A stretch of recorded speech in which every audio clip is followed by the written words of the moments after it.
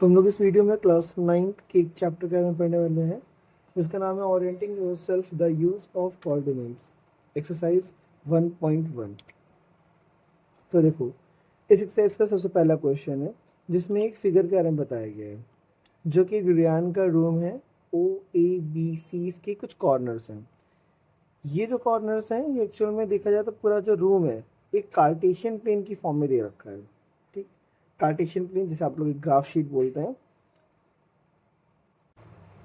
जिसमें कि ये हमारा एक्स एक्सिस है और ये वाई एक्सिस। अब देखो, जब भी हम लोग कोई भी एक कार्टेशियन प्लेन तैयार करते हैं उसमें ये हमारा एक यहाँ पे एक ओरिजिन होता है जो कि 0 होता है। फिर यहाँ पे हमारा स्टार्ट होता है 1, फिर 2, फिर 3, फिर 4, 5 और सेम ऐसे एक्स एक्सिस पे 1, 2, 3, 4, 5 एंड सो ऑन।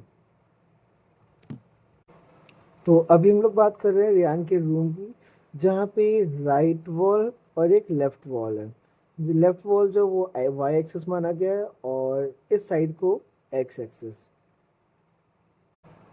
और इस क्वेश्चन में हमसे पूछा गया है यहाँ पे जो D1 और R1 है वो रियान के रूम में कुछ पॉइंट्स है जो रिप्रेजेंट किए गए हैं, एक ये और एक ये। इनके हमें कोऑर्डिनेट्स भी दे रखे हैं।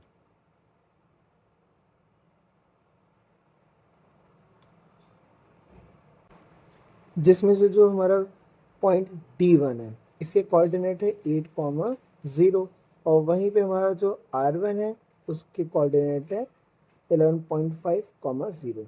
एक्चुअली जो D1 और R1 है ना, ये इस रूम में बने इस जगह पे एक डोर के दो एंड पॉइंट्स हैं। ये वो जगह है जहाँ पे डोर की शुरुआत हो रही है, ये वो जगह जहाँ पे डोर एंड हो रहा है। तो क्वेश्चन ने हमसे बस यही पूछा है कि जो डोर है वो वॉल से यानी इस जगह से कितना दूरी पर है। तो देखो, जो स्टार्टिंग पॉइंट है वो है D1 और D1 के कोऑर्डिनेट्स है 8,0। इट मीन्स जो D1 है वो वॉल से 8 यूनिट्स दूर है।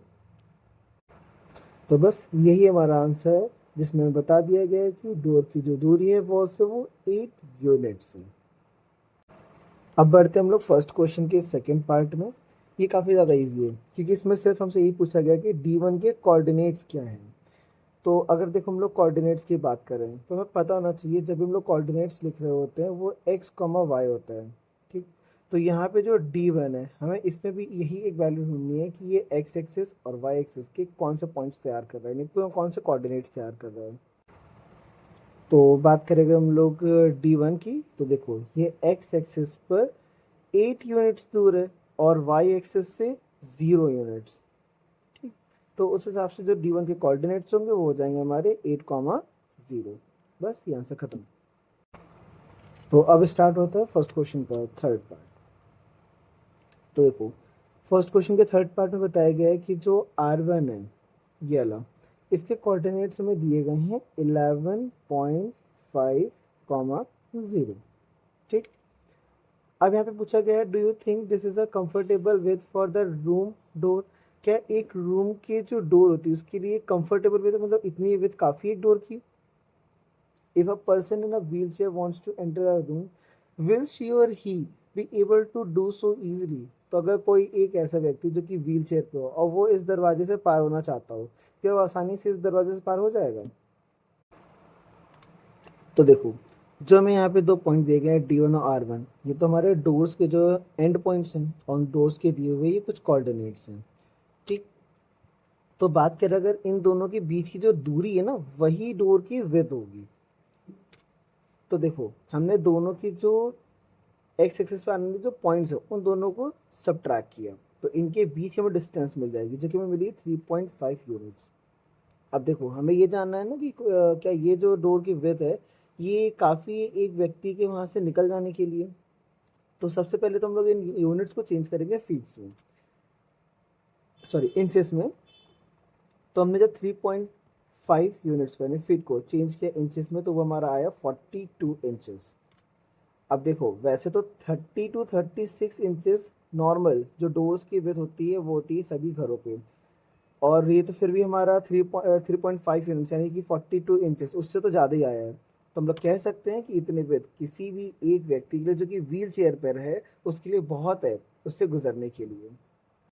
तो हाँ, एक व्यक्ति अगर व्हील चेयर पे है तो 3.5 यूनिट्स यानी 42 इंचेस के डोर से बहुत आसानी से निकल सकते हैं। तो अब बात करते हैं हम लोग फर्स्ट क्वेश्चन के फोर्थ पार्ट की। तो देखो इस क्वेश्चन में क्या बोला गया है। इस क्वेश्चन की बात करें तो हमें B1 और B2 ये दो पॉइंट्स दिखाए गए हैं। ठीक, ये दोनों पॉइंट्स जो है ना रूम में बाथरूम के डोर्स हैं। I don't know why but her bar doors की बात हो रही है। तो हमें इस क्वेश्चन में बस ये पूछा गया है कि ये जो बाथरूम का डोर है, रूम में लगे जो एंट्रेंस डोर है, क्या उसके कंपैरिजन में बड़ा है या फिर छोटा है। तो सबसे पहले हम लोग करेंगे क्या, जो मैं पॉइंट B1 दे रखा है इसके कोऑर्डिनेट्स और पॉइंट B2 इन दोनों के कोऑर्डिनेट्स लिखेंगे, जो कि हमारे इस प्रकार से हैं।